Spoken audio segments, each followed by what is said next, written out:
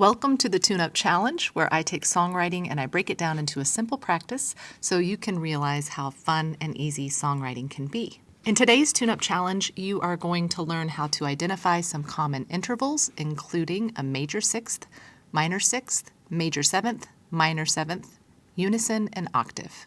We are going to discuss feelings associated with these intervals and also align popular songs with them so they're easier to remember. Understanding intervals by ear will help you craft better melodies and harmonies. Ultimately, understanding this basic level of music theory, identifying intervals, will help you see the choices that you have when writing a melody, especially when you're trying to match a melody to a certain mood. They are the foundation of melody and harmony. They create emotional impact and moods. They help you build catchy melodies. Understanding intervals will help you modulate and change keys. They can spur creativity and experimentation. They will help you understand and build chord progressions. You'll also be able to communicate better with other musicians. And you will be able to avoid unwanted dissonance or lean into that dissonance if that's what you want. A major sixth is made up of 9 half steps. So for instance, C to A is a major sixth. That looks like this. So notice where the red triangle is, that is the C key. And to start counting your intervals, you have to step off of that key. So first, jump off the C key and start counting up to the black key, which is C sharp or D flat. That is your 1. 1, 2, 3, 4, 5, 6, 7, 8, 9. You land on the A. So a major sixth, C to A. 9 half steps. Now remember, you have letter names, which are naming the interval, but then you have the quality, like major or minor. Okay? So it is a sixth because it is 6 letter names. C, D, E, F, G, A. That's 6 letter names. It is a major because it is 9 half steps. Another example is E flat to C.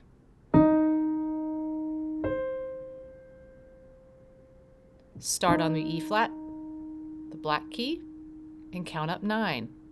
1, 2, 3, 4, 5, 6, 7, 8, 9. I'm landing on the C key. Major sixth, 9 half steps.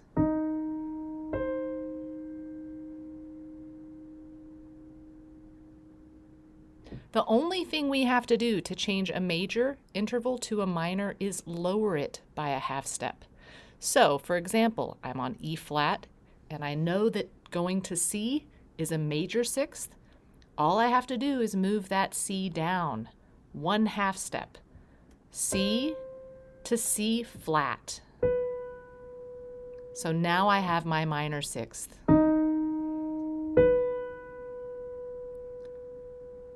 Again, my major sixth is E flat to C. And if I want it to be minor, I just move the top note down a half step to C flat. A major seventh is made up of 11 half steps. For example, C to B is a major seventh.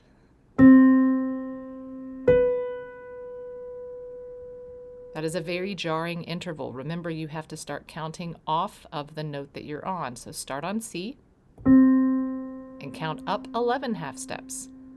1, 2, 3, 4, 5, 6, 7, 8, 9, 10, 11. Major seventh. The same exact thing applies if we want to make it a minor. Take that top B and lower it a half step to B flat. Now I have C to B flat. And that is a minor seventh. C to B, major seventh. C to B flat, minor seventh. Finally, a perfect eighth or a perfect octave is made up of 12 half steps. This is C to the next C.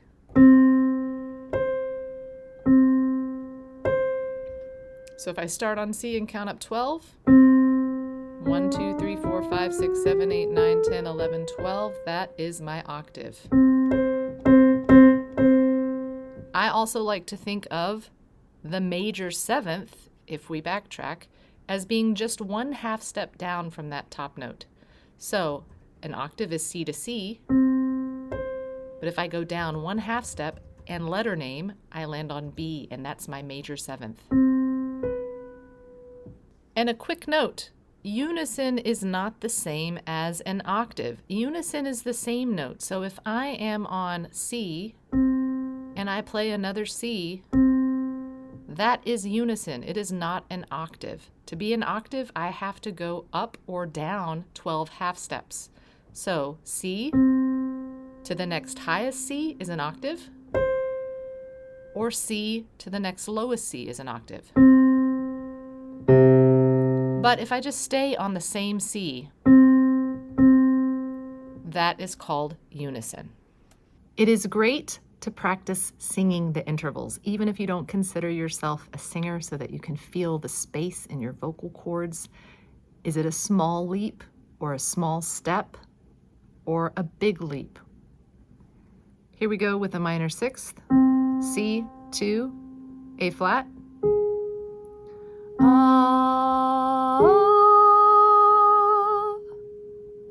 It feels unresolved. It feels like there's a little tension there. If I had a melody, I could resolve it down to the G, which releases that a little bit, or I could resolve it up. That adds a little energy and a little more excitement. So it sounds unstable, the minor sixth. I'm a little sad. Going to a major sixth. It sounds a little brighter. And we can pretty much go anywhere with this. But we can recognize as we sing it,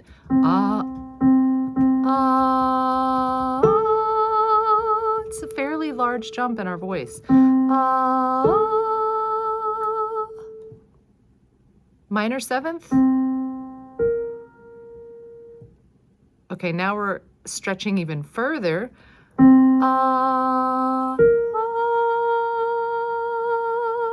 And while it sounds brighter around the edges, not so sad, still upward and happy, we can resolve it down or up. Or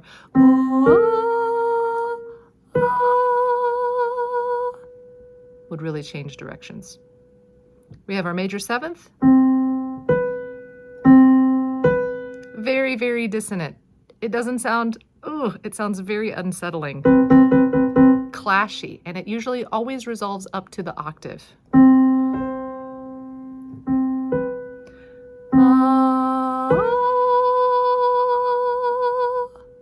That is a very big leap, and it will provide a lot of drama and a lot of tension if you have that sort of leap in your melody. Likewise with an octave. This is used all the time in pop music, especially if you're adding an upper voice doubling in a harmony.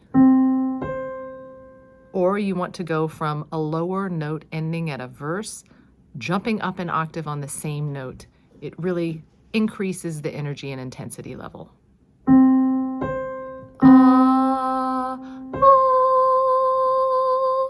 Another great way you can remember intervals is by associating it with a song you already know. A major sixth can be found in The Entertainer by Scott Joplin, a minor sixth in Yeah by Usher, a minor seventh, Nude by Radiohead, major seventh, Don't Know Why by Norah Jones. An octave can be found in Somewhere Over the Rainbow by Harold Arlen and Yip Harburg. The best way is to practice. Practice singing them, even if you don't consider yourself a singer. It will help you feel the space between the notes. You can take the Tuneagers interval quiz. You can find helpful resources at musictheory.net, and there are numerous apps out there that have interval practice where the intervals can be input, they will play back at you, and then you get to label them. Today's TuneUp challenge. Intervals Part 2. major 6th, minor 6th, major 7th, minor 7th, unison, and octave. I look forward to hearing your interval practice inside the Tuneagers Club.